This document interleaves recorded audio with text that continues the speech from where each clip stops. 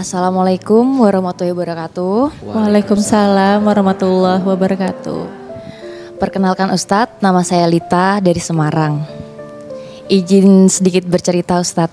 Jadi saya pernah menikah dengan seorang laki-laki di tahun 2019. Namun pernikahan kami kandas di tahun 2021 Ustadz.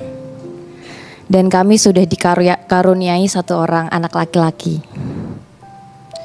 Pernikahan kami kandas karena ada perselingkuhan dan saya sudah di KDRT dari H-2 sebelum saya pernikahan.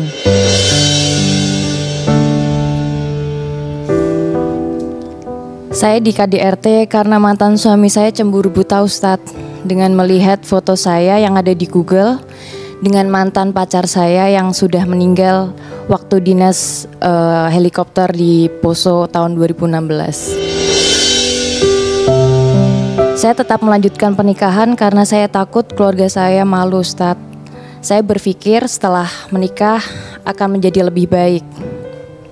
Namun setelah menikah setiap minggu selalu ada KDRT di rumah tangga saya Ustadz. Saya di KDRT dari verbal sampai non-verbal Ustadz. Paling parahnya karena mantan suami saya seorang anggota di suatu institusi. Saya pernah di Ustadz. Saat saya hamil 5 bulan dan perut saya pernah waktu saya hamil. Sampai dikejar menggunakan sampai dilempar barang pecah belah Ustadz.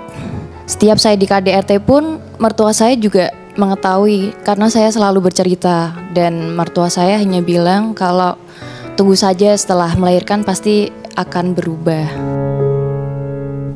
Setelah seminggu melahirkan, suami saya tahu bahwa saya sempat mengunjungi rumah orang tua di Semarang.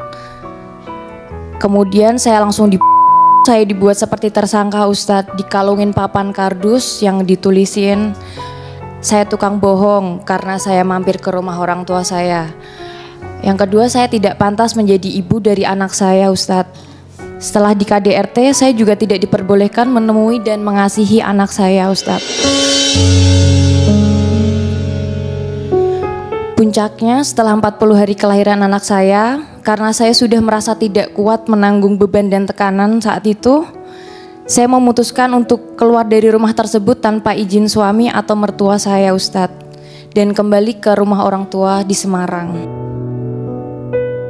Saya minta tolong kakak kandung dan orang tua saya untuk menjemput secara diam-diam. Saya berkomunikasi juga tidak melalui WhatsApp, melainkan melalui saya membuat email dan Instagram baru, karena WhatsApp saya semua waktu itu disadap. Dan saya memberitahukan ke orang tua saat menjemput jangan membawa kontak yang suami saya tahu karena semua sudah dicek lokasi semua Ustadz. Dan saya berusaha kabur dari setengah 10 pagi dan sampai akhirnya saya bisa kabur di setengah 4 sore itu Ustadz. Setelah berhasil kabur pulang ke Semarang, saya sudah kembali berdinas hampir 3 tahun di institusi saya sembari menunggu hasil atau keputusan dari pimpinan saya yang pada akhirnya keputusan saya sudah tidak bisa kembali berdinas dan saya sudah resmi bercerai di tahun 2021. Yang ingin saya tanyakan Ustadz, yang pertama, mungkinkah seorang bisa berubah? Apa benar kita akan bisa mengubah seseorang bagaimanapun kelakuannya? Yang kedua, bagaimana cara berserah diri dengan keadaan saat ini yang saya sudah kehilangan pekerjaan, kemudian menghidupi anak saya sendiri? Saya kadang masih berpikiran, apakah keadaan seperti ini memang sudah menjadi takdir yang sudah digariskan oleh Allah Subhanahu wa Ta'ala Ustadz? Terima kasih Ustadz. Wassalamualaikum warahmatullahi wabarakatuh. Bunda,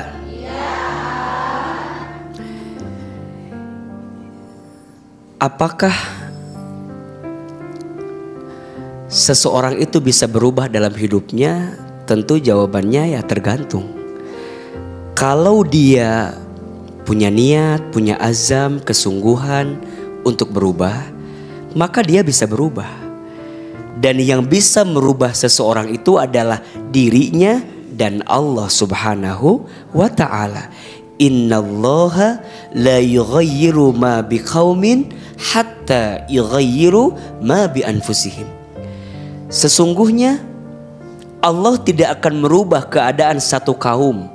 Allah tak akan merubah keadaan seseorang kecuali dia yang merubah keadaannya sendiri. Maka kalau mbaknya bertanya, bisa berubah nggak ini orang? Bisa, tapi dengan satu syarat.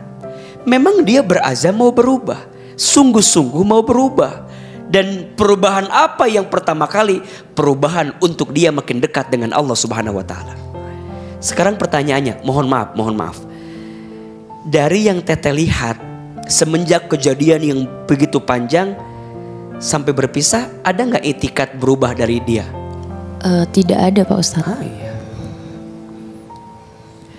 Yang terjadi malah semakin parah, dan yang bisa memutuskan saya untuk segera kabur dari Jakarta untuk pulang kembali ke orang tua, ya di titik itu saya udah benar-benar tidak bisa toleransi Pak Ustadz. Karena saya sudah mungkin sudah bertaruh nyawa juga, sampai hampir meninggal juga saya di sana karena pun seperti itu Pak Ustadz.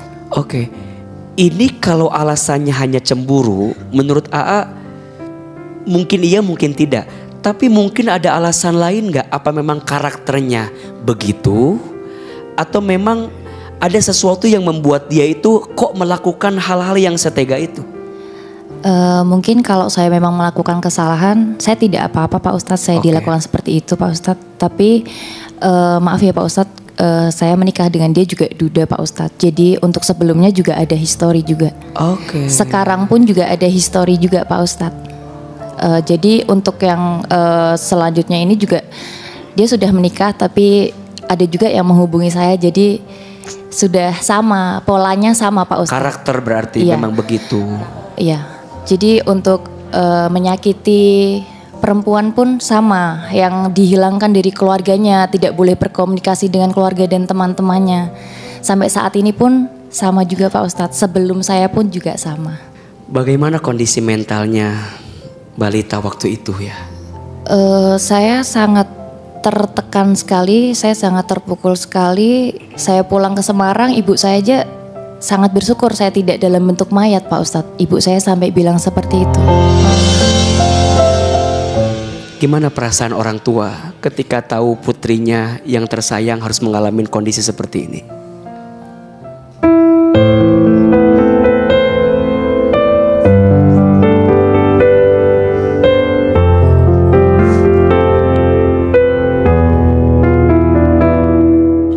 Waktu saya umur 5 bulan, dia sempat, sebenarnya saya tidak pernah bercerita saya di KDRT waktu saya awal menikah itu Ustadz. Tapi dia setelah saya di KDRT itu pun ada adik kandung saya Ustadz di Jakarta, itu pun menjadi korban juga, adik kandung saya. Kan ikut saya untuk nemenin saya di Jakarta, hanya ada adik kandung saya di Jakarta. Laki-laki? Perempuan juga Ustadz. Hanya 6 bulan, saya kan di sana hampir 1 tahun, kalau adik saya hanya 6 bulan waktu itu. Tapi pas waktu saya masih hamil 5 bulan itu kan adik saya masih di Jakarta. Itu juga yang dia cemburu buta hanya melihat foto seperti itu, tiba-tiba dia, terus habis setelah KDRT saya, dia videoin saya dan dikirimkan ke orang tua saya Ustadz. Jadi saat itu juga saya cuman khawatir orang tua saya langsung sakit atau gimana, tapi ternyata alhamdulillah sampai saat ini orang tua saya masih sehat Ustadz. Videonya isinya? Dia dengan, ada Pak Ustadz, kami ada videonya juga, dan itu saya sudah dikata-katain pokoknya yang kayak seperti itu Ustadz. Terus dan saya dalam keadaan sudah, motor tuh udah jatuh semua, ada saus di tembok semua, pokoknya udah yang dilempar pakai barang pecah belah seperti itu Ustadz. Terus sampai yang ngatain, ini bu anakmu yang kayak malu-maluin ibu bapaknya yang haji, seperti itu juga Ustadz. Ya Allah, Bunda. Tadi di awal AA sampaikan orang tuh bisa berubah kalau dia memang punya itikat berazam sungguh-sungguh mau berubah. Tapi kalau sudah karakter, ya sudah. Walaupun tidak boleh berhenti dari kita, tetap doakan yang terbaik. Semoga cukup di kita lah apa yang pernah terjadi. Dan kalaupun Mbak mau membela hak untuk mendapatkan pertanggungjawaban, Mbak punya hak kok untuk memberikan pelajaran. Pelajarannya dengan cara apa? Sekarang ada lembaga yang dengan lembaga itu kita bisa terpenuhi apa yang menjadi kebutuhan kita. Menurut saya sebagai bentuk ibroh dan pelajaran, silakan Mbak membela hak sekuat-kuatnya, sepenuhnya. Kemudian yang kedua, Mbak teruslah bermohon kepada Allah. Bersabar. Allah tidak mungkin mengirimkan skenario hidupmu patah kecuali Allah sedang menyiapkan cahaya di balik patahan itu dalam setiap kebaikan. Sekarang fokus dulu mungkin lebih ke sembuhnya dulu, pulihnya dulu. Pelan-pelan sembuhkan luka dengan hati yang terbuka. Terbukanya ya tentu kepada Allah. Deketin Allah. Biar Allah dengan segala takdirnya akan mengirimkan banyak hal-hal yang baik setelah ini semua. Sekarang menurut AA ada 3 I yang perlu kita kuatin. I yang pertama iman.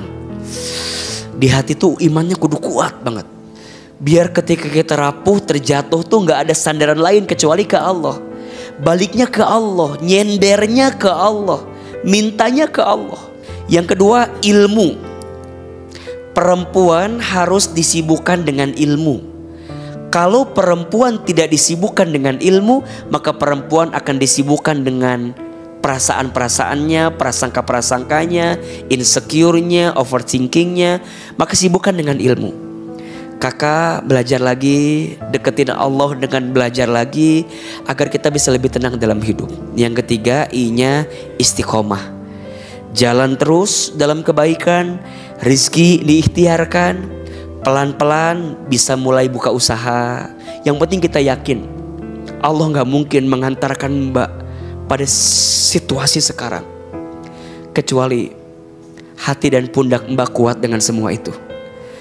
Ujian itu cara Allah menghapuskan dosamu. Ujian itu cara Allah mengangkat derajatmu. Ujian itu cara Allah menjadikanmu makin dekat dengan Allah. Ujian itu caramu belajar bahwa hidup memang tempatnya ujian. Sampai nanti kata Allah waktunya pulang. Ya ayyatuhan nafsul mutmainnah irji'i ila rabbiki radiyatan mardiyah fadkhuli fi ibadi wadkhuli jannati. Wahai hambaku yang berjiwa tenang. Percis apa yang Bunda tadi sampaikan. Ustadz, gimana biar tenang? Ternyata kita kembali kepada Allah yang disapa hamba yang jiwa tenang. Kenapa dia tenang? Iya, karena dia sudah selesai dengan semua urusan dunianya. Dia udah gak stres lagi, gak capek lagi, gak gelisah lagi. Sudah selesai. Makanya tadi Bunda tanya, sampai kapan ini semua? Ya kalau Bunda masih hidup mah terus begitu Bunda. Tinggal pertanyaannya, ridhonya kita dengan segala apa yang Allah hadirkan. Maka sekarang Bunda minta sama Allah biar ridho sesulit apapun keadaan yang Allah berikan. Angkat kedua telapak tangan. Ini doa yang bisa Bunda baca agar Bunda dikasih ketenangan hati. Bismillahirrahmanirrahim. Allahumma inni as'aluka nafsan bika mutmainnah tu'minu biliqa'ika wa tardha biqadha'ika wa taqna'u bi'ata'ika. Ya Allah, sesungguhnya aku memohon kepadamu hati yang tenang bersamamu, hati yang yakin berjumpa denganmu, hati yang ridho menerima takdirmu, hati yang merasa cukup dengan semua pemberianmu. Amin. Kita doakan yang terbaik ya. Mudah-mudahan Mbak Lita Allah berikan kesabaran. Amin. Berikan keikhlasan. Amin. Dan semoga setelah ini ada jalan keluar terbaik untuk Mbak Lita dan anak. Amin ya rabbal alamin.